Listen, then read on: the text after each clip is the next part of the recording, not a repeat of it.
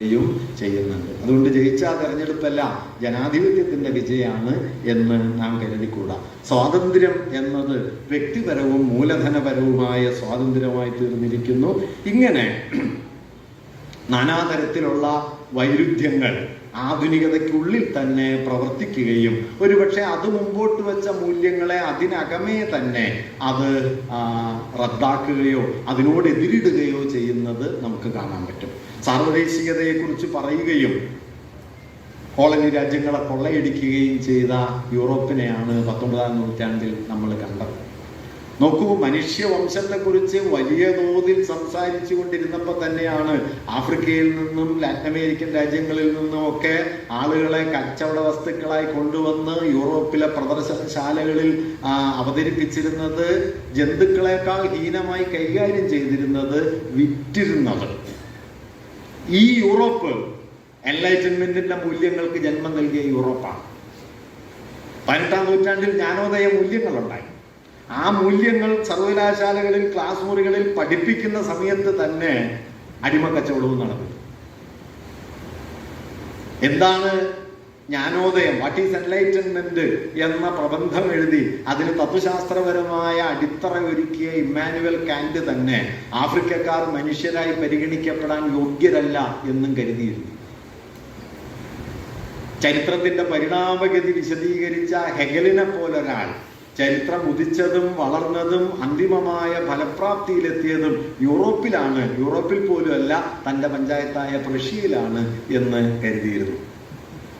China നാഗരികതയിലേക്ക്, ചരിത്രത്തിലേക്ക് ആദ്യ ചുവട് വെച്ചു, പക്ഷെ ബാല്യദശ പിൻവലിച്ചിട്ടില്ല. ഇന്ത്യയാകട്ടെ അതിലേക്ക് പ്രവേശിച്ചിട്ട് പോലില്ല. അതുകൊണ്ട് യൂറോപ്പിന്റെ കൊള്ളയ്ക്ക് സൈദ്ധാന്തികവും തത്വശാസ്ത്രപരവുമായ ന്യായമുണ്ട് എന്ന കാര്യത്തിൽ ഹെഗലിന് സംശയം ഉണ്ടായിരുന്നില്ല.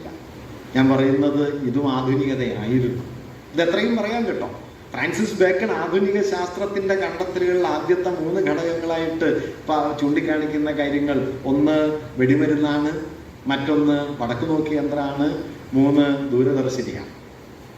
ദൂരദർശിനിയും വെടിമരുന്ന് യന്ത്രവും വടക്കു നോക്കി യന്ത്രവും ആധുനികതയുടെ ആദ്യത്തെ കണ്ടെത്തലുകളായി മനസ്സിലാക്കുന്ന സമയത്ത് നാം ഓർക്കേണ്ടത് ഇത് 3 കൂടി ചേർന്നാണ് കോളനൈസേഷൻ നടന്നത്. ഞാൻ അതിൻ്റെ അർത്ഥം ആധുനിക ശാസ്ത്രം അതിൽ തന്നെ കോളനിയാണ് എന്ന് പറയല്ല, മറിച്ച് പറഞ്ഞതും ഫലിച്ചതും തമ്മിലുള്ള വൈരുദ്ധ്യം പ്രബലമായിരുന്നു. ഈ വൈരുദ്ധ്യത്തിനുള്ളിൽ കടന്നിട്ടാണ് മാർക്സ് പറയുന്ന ഒരു വാക്യം വരുന്നത്: ബൂർഷ്വാസി സ്വന്തം മാതൃകയിലാണ് ലോകം നിർമ്മിക്കുന്നത്. അത് മനുഷ്യവംശം എന്ന് പറയുമെങ്കിലും ആ മനുഷ്യവംശത്തിൽ വാസ്തവത്തിൽ ബൂർഷ്വാ മനുഷ്യരേ ഉള്ളൂ. അത് ലോക നാഗരികത. മാർക്സിന്റെ തന്നെ പ്രസിദ്ധമായ മറ്റൊരു വാക്യമുണ്ട്: world history has never existed, history has world history a result. ലോക ചരിത്രം എന്നൊന്ന് ഒരിക്കലും നിലനിന്നില്ല, ഉള്ള ചരിത്രം ലോക ചരിത്രമായി എന്നതാണ് ഫലം. ഉള്ള ചരിത്രം ഏതായിരുന്നു? ഉള്ളവരുടെ ചരിത്രമായിരുന്നു. ഇത് ഞാൻ പറഞ്ഞത് അതുകൊണ്ട് ആധുനിക ലോകം എന്ന് പറയുന്നതിൽ ഈ ഒരു വൈരുദ്ധ്യം നിലനിൽക്കുകയും ഈ വൈരുദ്ധ്യത്തെ അക്കാലത്ത് തന്നെ ചിലരൊക്കെ തിരിച്ചറിയാൻ തുടങ്ങുകയും ചെയ്തിരുന്നു എന്നുകൂടി നാം ഗാന്ധിയും ആധുനികതയും തമ്മിലുള്ള വിനിമയങ്ങളെ കുറിച്ച് ആലോചിക്കുമ്പോൾ മനസ്സിലാക്കേണ്ടതുണ്ട്. ഈ ഒരു പശ്ചാത്തലം ഞാൻ ഇത്രയും പറഞ്ഞെന്താന്ന് വെച്ച് കഴിഞ്ഞാൽ, ആധുനികത എന്ന വാക്ക് നമുക്കൊക്കെ വളരെ പരിചിതമാണ്, നമുക്കൊക്കെ അറിയാവുന്ന, നമ്മൾ സാധാരണ തെറ്റിദ്ധരിക്കുന്ന ഒരു കാര്യമാണ്. നമ്മൾ അറിഞ്ഞതിനേക്കാൾ ആഴത്തിൽ അതിൽ വൈരുദ്ധ്യങ്ങൾ ഉണ്ട് എന്നുള്ളത് സൂചിപ്പിക്കാൻ കൂടി വേണ്ടിയിട്ടാണ് ഞാൻ ഇത്രയും കാര്യം പറഞ്ഞത്. ഇനി ഇവിടെ നിന്ന് നമുക്ക് ഗാന്ധി എന്ന വ്യക്തിയിലേക്കും അദ്ദേഹം ആധുനികതയോട് പുലർത്തിയ സംവാദ ബന്ധങ്ങളെ കുറിച്ചും ചില കാര്യങ്ങൾ പറയാം. ഗാന്ധി സ്വയമേവ ആധുനികതയ്ക്കുള്ളിൽ ജീവിച്ച ഒരാളാണ്. രാജ്കോട്ടിൽ അദ്ദേഹം, അതുപോലെ തന്നെ ഇംഗ്ലണ്ടിലൊക്കെ അദ്ദേഹം വിദ്യാഭ്യാസം നേടി. ആ വിദ്യാഭ്യാസം ഒന്നാന്തരം ഒരു ഇംഗ്ലീഷ് ജെന്റിൽമാൻ ആവാനുള്ള പരിശീലനമായിരുന്നു എന്ന് നമുക്ക് അദ്ദേഹത്തിൻ്റെ ജീവിത ചരിത്രത്തിൽ നിന്ന് അറിയാം. അദ്ദേഹം നന്നായി ഇംഗ്ലീഷ് പഠിച്ചു, അദ്ദേഹം നന്നായി വക്കീൽ പരീക്ഷ പാസ്സായി, അദ്ദേഹം പാശ്ചാത്യ സമ്പ്രദായങ്ങൾ പരിശീലിക്കുന്നു. സായാഹ്ന സവാരിക്ക് ഇറങ്ങുമ്പോൾ ധരിക്കാനായിട്ട് ഈവനിങ് കോട്ട് തയ്പ്പിക്കുകയും അത് ധരിച്ച് ഈവനിങ് വാക്കിന് പോവുകയും ചെയ്യുന്ന ഒരാളായിരുന്നു.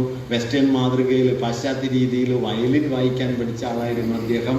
അദ്ദേഹം വെസ്റ്റേൺ ഡാൻസ് പഠിച്ച ആളായിരുന്നു. ഒരുപക്ഷെ ഗാന്ധിയെക്കുറിച്ച് ആലോചിക്കാവുന്നതിൻ്റെ അങ്ങേയറ്റം അതാണ്. ഗാന്ധിക്ക് വെസ്റ്റേൺ ഡാൻസ് അറിയായിരുന്നു, അതും പഠിച്ച ഒരാളായിരുന്നു ഗാന്ധിജി. അങ്ങനെ പാശ്ചാത്യ രീതികളോടും അതിൻ്റെ മൂല്യവ്യവസ്ഥയോടും ഞാൻ ഒരു കാര്യം കൂടി പറയാൻ കേട്ടോ. അദ്ദേഹം ഇംഗ്ലണ്ടിൽ ചെല്ലുന്ന സമയത്ത് അദ്ദേഹത്തിന് സംസ്കൃതം അറിയാനേ വയ്യ. ജീവിതകാലത്ത് അദ്ദേഹം സംസ്കൃതം ആഴത്തിൽ പഠിച്ചിട്ടേ ഇല്ല. അദ്ദേഹം ഇംഗ്ലണ്ടിൽ ചെല്ലുന്ന കാലത്ത് അദ്ദേഹം ഇന്ത്യയിലെ ഒരു മതഗ്രന്ഥവും വായിച്ചിട്ടില്ല, ഒരു ഇതിഹാസ ഗ്രന്ഥവും വായിച്ചിട്ടില്ല. ഇംഗ്ലീഷിലെ തിയോസഫിസ്റ്റുകളായ രണ്ട് സുഹൃത്തുക്കൾ പറഞ്ഞതനുസരിച്ചിട്ടാണ് ഗാന്ധി ആദ്യം ഭഗവത്ഗീത പോലും വായിക്കുന്നത്. അത് ഇംഗ്ലീഷിലാണ് വായിക്കുന്നത്. ഫ്രഞ്ച് വിപ്ലവത്തിന്റെ ശതാബ്ദിക്ക് 1789 ഫ്രഞ്ച് വിപ്ലവത്തിന്റെ ശതാബ്ദി 1889 പാരീസിൽ നടക്കുമ്പോൾ അതിൽ പങ്കെടുക്കാനായിട്ട് പാരീസിൽ എത്തിയ ഒരാളാണ് ഈ ഗാന്ധി. അങ്ങനെ ആധുനികതയോട് വലിയ ബന്ധം പുലർത്തിയ ആളാണ്. ഈ കാലത്ത് അദ്ദേഹം വെജിറ്റേറിയനിസവുമായി ബന്ധപ്പെടുന്നുണ്ട് എന്നതൊഴിച്ചാൽ ഒരുപക്ഷെ പാശ്ചാത്യ ആധുനികതയുടെ മൂല്യങ്ങളോട് പൊതുവിൽ അദ്ദേഹം അങ്ങനെ വലിയ വിയോജിപ്പൊന്നും വച്ച് പുലർത്തുന്നില്ല. ഈ ഘട്ടത്തിലാണ് ഗാന്ധി ഞാൻ നേരത്തെ പറഞ്ഞ ഒരു ചിന്താ പാരമ്പര്യമായി ബന്ധപ്പെടുന്നത്. തോറോയും എമേഴ്സണും ടോൾസ്റ്റോയും റസ്കിനും ഒക്കെ ഉൾപ്പെടുന്ന, കാർപ്പൻറ്ററും ഒക്കെ ഉൾപ്പെടുന്ന ഒരു ചിന്താ പാരമ്പര്യവുമായി ബന്ധപ്പെടുകയും അവരുയർത്തുന്ന ഈ വ്യാവസായിക നാഗരികതയോടുള്ള വിമർശനങ്ങളെ അദ്ദേഹം മനസ്സിലാക്കാൻ ശ്രമിക്കുകയും അതിൽ തന്നെ അദ്ദേഹം ജോൺ റസ്കിനെയും ടോൾസ്റ്റോയെയും വളരെ ആഴത്തിൽ ഉൾക്കൊള്ളാൻ ശ്രമിക്കുകയും ചെയ്യുന്നുണ്ട്. വാസ്തവത്തിൽ ഗാന്ധിയുടെ രണ്ട് പ്രധാനപ്പെട്ട സ്രോതസ്സുകൾ എന്ന് പറയുന്നത് ഒന്ന് ജോൺ റസ്കിനാണ്. റസ്കിൻ്റെ അൺ ടു ദിസ് ലാസ്റ്റ് എന്ന ഗ്രന്ഥം അദ്ദേഹം പരിഭാഷപ്പെടുത്തിയിട്ടുണ്ട്. ഗുജറാത്തി ഭാഷയിലേക്ക് അദ്ദേഹം പരിഭാഷപ്പെടുത്തിയ ഒരു ഗ്രന്ഥമാണ്. ടോൾസ്റ്റോയിൽ നിന്നാണ് അദ്ദേഹം തൊഴിലിന്റെ അന്തസ്സ് എന്ന് പറയുന്ന ഒരു ആശയത്തെ കണ്ടെടുത്തത്. ഗാന്ധിയുടെ ഒരു പ്രത്യേകത, പ്രൊഫസർ ഇർഫാൻ ഹബീബ് പിന്നെ ഗാന്ധിയെ കുറിച്ച് എഴുതിയ ഒരു ലേഖനത്തിൽ പറയുന്ന കാര്യം, ഇങ്ങനെ തനിക്ക് കൈവന്ന മൂല്യങ്ങളൊക്കെ അഥവാ പാശ്ചാത്യ വ്യാവസായിക നാഗരികതയോടുള്ള വിമർശനാത്മക മൂല്യങ്ങൾ എന്ന നിലയ്ക്ക് പാശ്ചാത്യ ആധുനികതയ്ക്കുള്ളിൽ തന്നെ വികസിച്ചു വന്ന ലിബറൽ മൂല്യങ്ങളെ ഗാന്ധിജി പക്ഷേ അവതരിപ്പിക്കുന്നത് ഇന്ത്യൻ പാരമ്പര്യങ്ങൾ എന്ന നിലയ്ക്കാണ്. ഇപ്പൊ ഭഗവത്ഗീത ഗാന്ധി വായിക്കുന്നു. ഭഗവത്ഗീത വായിച്ചിട്ട് ഗാന്ധിജി അതിൽ കണ്ടെത്തുന്നത് ഒന്ന് അഹിംസയാണ്, മറ്റൊന്ന് സത്യബോധമാണ്, തൊഴിലിന്റെ അന്തസ്സാണ്. ഇർഫാൻ അതേക്കുറിച്ച് പറയുന്ന മനോഹരമായ ഒരു വാക്യം, ഗീതയിൽ ഇല്ലാത്തതെല്ലാം ഗാന്ധി ഗീതയിൽ കണ്ടുപിടിച്ചു എന്നാണ്. ഇപ്പോ ഭഗവത്ഗീത നോക്കിയാൽ അറിയാമല്ലോ, യുദ്ധം വേണ്ടാന്ന് വെച്ച് നിർത്തിപ്പോയി ഒരാളെ തിരിച്ചുകൊണ്ട് വന്ന് ഈ കണ്ട യുദ്ധം മുഴുവൻ ജയിച്ചതാണ് ഭഗവത്ഗീത. അത് അഹിംസയാണ് എന്ന് ഗാന്ധി കരുതുന്നു. 18-ാം അധ്യായത്തിലെ അവസാന ഭാഗത്ത് കൃഷ്ണൻ പറയുന്ന ഒരു കാര്യം, നീ എത്ര നന്നായി പരധർമ്മം അനുഷ്ഠിച്ചാലും അതിനേക്കാൾ എത്രയോ മികച്ചത് ഏറ്റവും മോശമായി ചെയ്യുന്ന സ്വധർമ്മമാണ്. ഈ ധർമ്മം എന്ന് കേട്ട് വ്യാകുലപ്പെടരുത്, ജാതി എന്നാണ് അതിൻ്റെ അർത്ഥം. ജാതിധർമ്മം, അതായത് നിന്റെ കുലത്തിന് നിന്റെ ജാതിക്ക് വിധിച്ചിട്ടുള്ള ധർമ്മം എന്തോ അതെത്ര മോശമായി അനുഷ്ഠിച്ചാലും എത്ര മികവോടെയും മറ്റൊരു ജാതിയുടെ ധർമ്മം അനുഷ്ഠിക്കുന്നതിനേക്കാൾ നല്ലത് സ്വധർമ്മം, സ്വജാതി ധർമ്മം അനുഷ്ഠിക്കലാണ് എന്ന് ഗീത പറഞ്ഞുറപ്പിക്കുന്നുണ്ട്. 18-ാം അധ്യായത്തിലെ അവസാന ഭാഗത്ത് അതുണ്ട്. ഇതെല്ലാം വായിച്ചതിന് ശേഷം പക്ഷെ ഗാന്ധി കരുതിയത് തൊഴിലിന്റെ അന്തസ്സിനെ കുറിച്ച്, മനുഷ്യർക്കിടയിലുള്ള സമത്വത്തെക്കുറിച്ച്, അല്ലെങ്കിൽ ഈ പറയുന്ന അഹിംസയെക്കുറിച്ച് ഗീത പറയുന്നുണ്ടെന്നുള്ളതാണ്.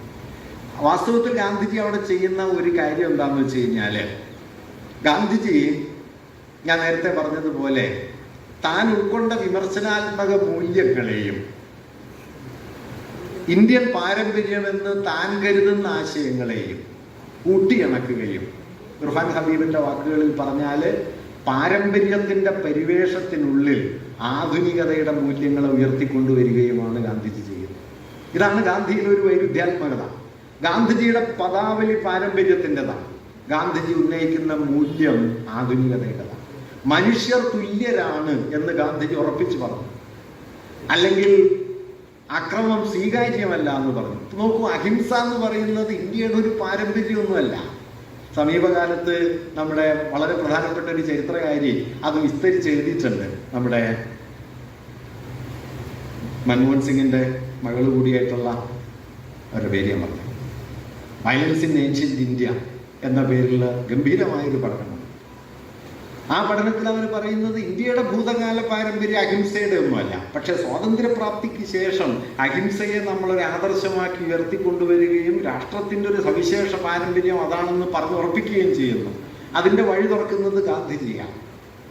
അങ്ങനെ ഗാന്ധിജി അഹിംസ ഇന്ത്യൻ ഭൂതകാലത്തിലെ പ്രധാനപ്പെട്ട ഒരു മൂല്യമാണ് എന്ന് കണ്ടെടുക്കുകയാണ് ചെയ്യുന്നത്. ഗാന്ധിയുടെ ആധുനികതാ വിമർശനത്തിൽ നമ്മൾ ശ്രദ്ധിക്കേണ്ട ഒരു കാര്യം ചരിത്രം എന്ന ജ്ഞാനശാഖയോട് ഗാന്ധിജിക്ക് ഉണ്ടായിരുന്ന വിയോജിപ്പാണ്.